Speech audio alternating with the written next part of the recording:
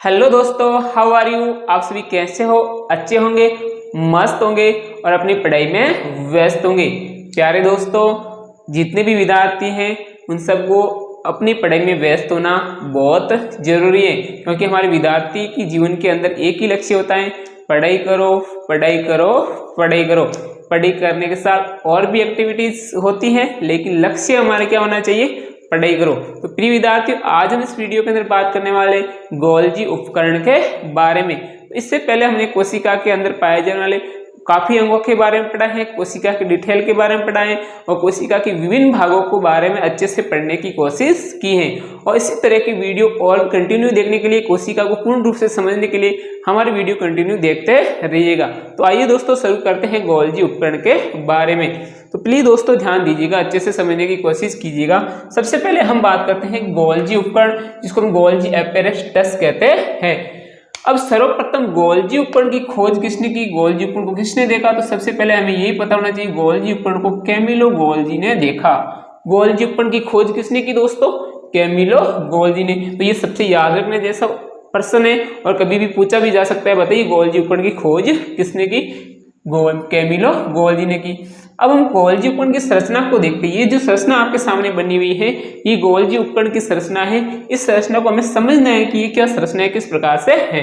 तो आइए संरचना के बारे में बात करते हैं। गोल्जी उपकरण झिल्ली युक्त चपटी पुट्टिकाओं का एक तंत्र है। झिल्ली युक्त चपटी पुट्टिकाएं, ये देखो जो चपटी है ना ऐसी ऐसी, तो जितनी भी पुट्टिकाएं, इसको क्या बोलते हैं? पुट्टिकाएं बोलते हैं, जो कि कैसी है? चपटी है। और है कैसी? झिल्ली युक्त है दोस्तों। ये कैसी है?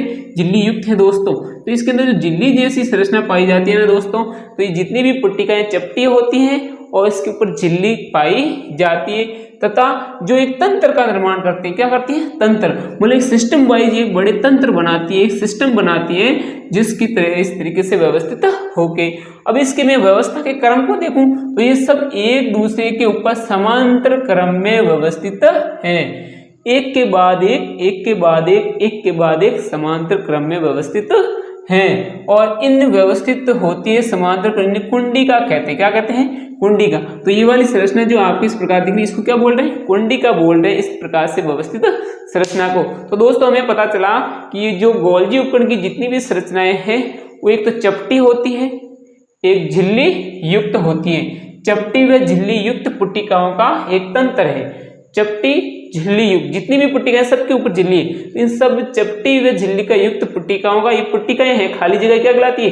पुट्टिकाएं कहलाती है। ये पुट्टिकाओं का क्या है? तंत्र है, जो कि समांतर क्रम में व्यवस्थित हैं और जिसको हम क्या कहते हैं? कुंडिका कहते हैं। इनको क्या बोलते हैं? कुंडिका कहते हैं। आइए दोस्तों फिर बात करते हैं।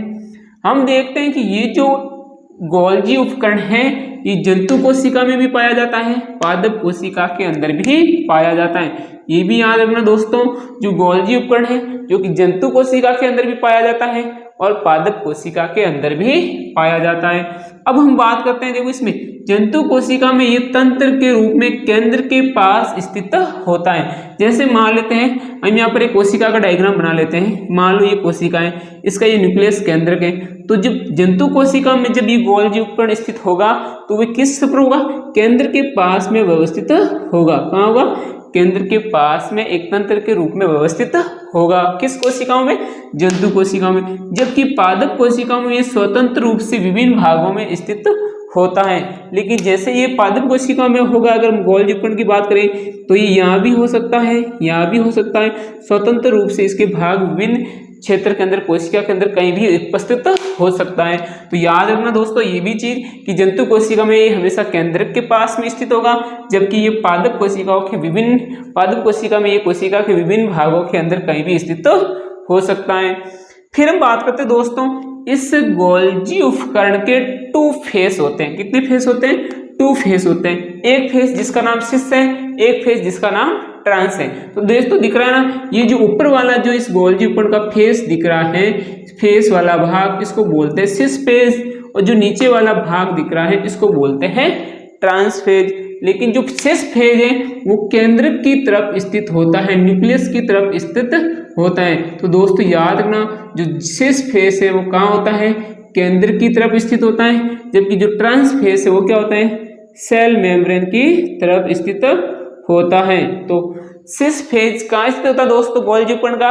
केंद्र की तरफ। ट्रांस फेज कहाँ होता है? सेल मेम्ब्रेन या इसको प्लाज्मा मेम्ब्रेन की तरफ स्थित होता है। सेल मेम्ब्रेन या प्लाज्मा मेम्ब्रेन की तरफ स्थित होता है। तो ये भी बात समझ में आ गई दोस्तों। अब हम बात करते हैं गोल्जी उपकरण के कार्य क्या हैं। तो दोस्तों गोल्जी उपकरण के क्या कार्य हैं, ध्यान से समझ लीजिएगा। गोल्जी उपकरण ईआर से जुड़ा होता है। गोल्जी उपकरण किससे जुड़ा होता है दोस्तों? ईआर से, एंडोप्लाज्मिक रेटिकुलम से जुड़ा होता है। कल हमने पढ़ा था एंडोप्लाज्मिक रेटिकुलम, तो उसमें एंडोप्लाज्मिक रेटिकुलम कितने टाइप का होता है? 2 टाइप का होता है। एक जो कि स्मूथ एंडोप्लाज्मिक रेटिकुलम है, एक जो कि रफ एंडोप्लाज्मिक रेटिकुलम है। उसके अंदर कुछ पदार्थों का क्या होता है? संश्लेषण होता है, नए पदार्थ बनते हैं, प्रोटीन लिपिड जैसे पदार्थ बनते हैं। तो वे किससे जुड़ा हुआ होता है? गोल्जी उपकरण। दोस्तों ये बात समझ में आ गई। गोल्जी उपकरण है ये वाला किससे जुड़ा हुआ होता है? ईआर से जुड़ा होता है, एंडोप्लाज्मिक रेटिकुलम से या अंतःप्रद्रव्य जालिका से जुड़ा होता है। ईआर में संश्लेषित पदार्थ गोल्जी उपकरण में संचय होता है। अब जितने भी ईआर क्या करते हैं? पदार्थों का संश्लेषण करता है, प्रोटीन लिपिड वसा जैसे पदार्थों क्या करता है? संश्लेषण करता है, उन पदार्थों को बनाता है। तो वो जो पदार्थ बनते हैं वह पदार्थ इस गोल्जी उपकरण में आकर क्या होता है? उसका संचय होता है। क्या होता है? संचय। ऐसे समझ सकते हो, जब भी पदार्थ गोल्जी उपकरण में संचय होगा ना, तो वह पदार्थ हमेशा सिस फेज की तरफ से एंटर होंगे। कहाँ से एंटर होंगे? सिस फेज की तरफ से। देखो इनकमिंग ट्रांसपोर्ट व्हीकल, तो यहाँ से आ रहा है ये पदार्थ, यहाँ से अंदर आ रहा है। तो जो भी पदार्थ ये जब ये ईआर से जुड़ा होता है, तो इन ईआर से जो भी पदार्थ संश्लेषित होते हैं वे पदार्थ गोल्जी उपकरण में संचय होते हैं। क्या होते हैं? इकट्ठे होते हैं, स्टोर होते हैं। तो कहाँ से एंटर करेंगे? सिस फेज की तरफ से एंटर करेंगे। फिर दोस्तों देखिएगा इनका रूपांतरण होता है। जो भी पदार्थ इसके अंदर एंटर होंगे, इस गोल्जी उपकरण में प्रवेश करेंगे, उसका रूपांतरण होगा, उस पदार्थों का मॉडिफिकेशन होगा, वह पदार्थ में कुछ न कुछ परिवर्तन होगा। जैसे पदार्थ इसके अंदर एंटर करेंगे वैसे नहीं रहेंगे, उसके अंदर कुछ परिवर्तन होगा। फिर क्या होगा? इसका बंद करना। फिर इनकी पैकिंग होती है। क्या होती है दोस्तों? पैकिंग।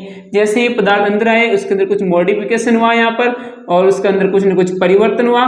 फिर यहाँ आ रहा, देखो ये पैकिंग हो रही है, ये वाली देखो, ये दिख रहा है न्यूली फॉर्मिंग ऑफ वैक्यूल्स। ऐसे में नए नए जो भी वैक्यूल्स आ रहे हैं, जो पदार्थ आ रहे हैं, उनकी क्या हो रही है? फॉर्मिंग हो रही है। क्या हो रही है? फॉर्मिंग, पैकिंग हो रही है। तो यहाँ पर देखो ये पैकिंग हो चुकी है इसकी एक वैक्यूल के रूप में। तो याद रखना दोस्तों, जैसे ही पदार्थ ईआर से एंडोप्लाज्मिक रेटिकुलम से बनते हैं, संश्लेषित होते हैं, सिस फेज की तरफ से गोल्जी उपकरण में प्रवेश करते हैं, तो इसके अंदर उन पदार्थों के अंदर कुछ परिवर्तन होता है, मॉडिफिकेशन होता है। फिर जैसे ही आगे निकल के अंदर स्टोर होके मॉडिफिकेशन होके वह एक पैकिंग के रूप में उन पदार्थों को बाहर निकाल दिया जाता है। और ये पदार्थ कहाँ से बाहर निकलते हैं? ट्रांस फेज से बाहर निकलते हैं। एंटर कहाँ से करते हैं? सिस फेज से एंटर करते हैं। बाहर कहाँ से निकलते हैं? ट्रांस फेज से बाहर निकलते हैं। अब भाई इन पदार्थों का क्या होगा? एक तो परिवहन हो गया। देखो यहाँ से कोई पदार्थ, कोई एंडोप्लाज्मिक रेटिकुलम थी, वहां से पदार्थ यहाँ से निकले, तो यहाँ से यहाँ तक परिवहन हुआ कि नहीं हुआ? पदार्थों का आदान प्रदान करने में भी ये सहायता करता है। साथ में अब जो पदार्थ पैकिंग होके बाहर निकल गए हैं, इनका क्या होगा? तो ये पदार्थ क्या होंगे? इन पदार्थों का कोशिका के बाहर, ये जो कोशिका होगी भाई, बड़ी सी कोशिका, इन कोशिका के बाहर अन्य कोशिका होगी, उसके अंदर भी इन पदार्थों को वहां भेजा जा सकता है, वहां से उसका उपयोग लिया जा सकता है, या फिर इस कोशिका की खुद की कोशिका के अंदर ही विभिन्न भागों के अंदर भेज दिया जाता है। तो वही समझ में आ गई दोस्तों। इसमें सबसे पहले आपको ये समझना है कि गोल्जी उपकरण के 2 फेस होते हैं, एक सिस फेस, एक ट्रांस फेस। गोल्जी उपकरण किससे जुड़ा होता है? एंडोप्लाज्मिक रेटिकुलम से, अंतःप्रद्रव्य जालिका से। जो भी पदार्थ अंतःप्रद्रव्य जालिका में संश्लेषित होंगे, बनेंगे, वो कहाँ पर आएंगे? गोल्जी उपकरण में आएंगे। गोल्जी उपकरण में कहाँ से प्रवेश करेंगे? सिस वाले भाग से प्रवेश करेंगे। सिस वाले भाग से प्रवेश करेंगे, उसके अंदर क्या होगा? गोल्जी उपकरण उन पदार्थों का संचय होगा, स्टोर होगा, और क्या होगा? उसके अंदर मॉडिफिकेशन होगा, रूपांतरण होगा, या उसके अंदर कुछ परिवर्तन होंगे। परिवर्तन होने के बाद उसके अंदर क्या होगी? उसकी पैकिंग होगी। क्या होगी? पैकिंग होगी। पैकिंग होने के बाद कौन से भाग से बाहर त्याग देते हैं? ट्रांस फेज से बाहर त्याग दिए जाते हैं। ट्रांस फेज से त्यागने के बाद उन पदार्थों का क्या होता है? वो पदार्थ या तो कोशिका के बाहर अन्य कोशिका के अंदर काम आ सकते हैं या फिर उसी कोशिका के अंदर कुछ अन्य भागों के अंदर उसका उपयोग लिया जा सकता है। आगे देखिए दोस्तों, कुछ परिस्थितियों में, वेरी इंपॉर्टेंट बात है, कुछ परिस्थितियों में ये गोल्जी उपकरण सरल शक्कर, ठीक है ना, जो सरल शक्कर है, शुगर है, उसको जटिल शक्कर में परिवर्तन करता है। तो ये भी याद रखना दोस्तों, गोल्जी उपकरण क्या करता है, सरल शक्कर होती है उसको जटिल शक्कर में परिवर्तन या रूपांतरित कर देता है। और एक बात को समझ लेते हैं इंपॉर्टेंट, गोल्जी उपकरण के द्वारा लाइसोसोम्स का निर्माण भी होता है। तो पिछली वीडियो में हमने देखा था लाइसोसोम क्या होता है, जिसको हम आत्मघाती की क्या कहते हैं, थैली कहते हैं। तो उसका निर्माण भी इस गोल्जी उपकरण के द्वारा होता है। प्रिय विद्यार्थियों, 1 मिनट के अंदर फिर से देख लेते हैं पूरे गोल्जी उपकरण को। सबसे पहले बताएं गोल्जी उपकरण की खोज किसने की, कैमिलो गोल्जी ने की। गोल्जी उपकरण चपटी चपटी पुट्टिकाओं युक्त झिल्ली युक्त संरचनाओं की बनी संरचना है जो एक तंत्र के रूप में व्यवस्थित होती है।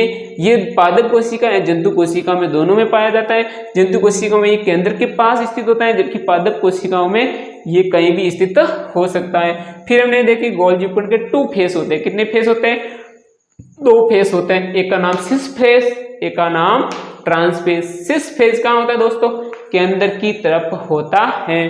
ट्रांस फेस कहाँ होता है दोस्तों, ये हमेशा सेल मेम्ब्रेन की तरफ या प्लाज्मा मेम्ब्रेन की तरफ स्थित होता है।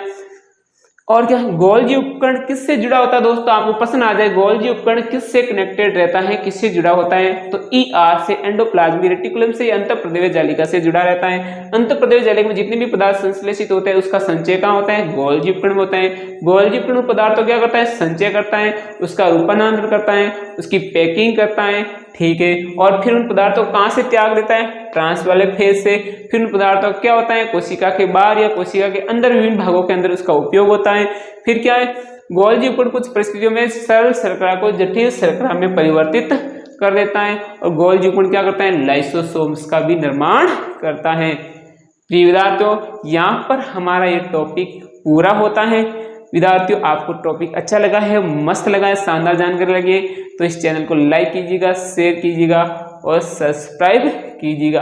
प्लीज़ दोस्तों, अपने साथी जो भी हैं इस प्रकार के वीडियो की आवश्यकता होती है, 9th 10th क्लास के इम्पोर्टेंट सिलेबस जो भी बच्चों को चाहिए, तो अपने दोस्तों के साथ वीडियोस को और इस चैनल को शेयर करना बिल्कुल ना भूलिएगा। इसी के साथ जय हिंद, जय भारत। फिर मिलते हैं नेक्स्ट वीडियो के साथ।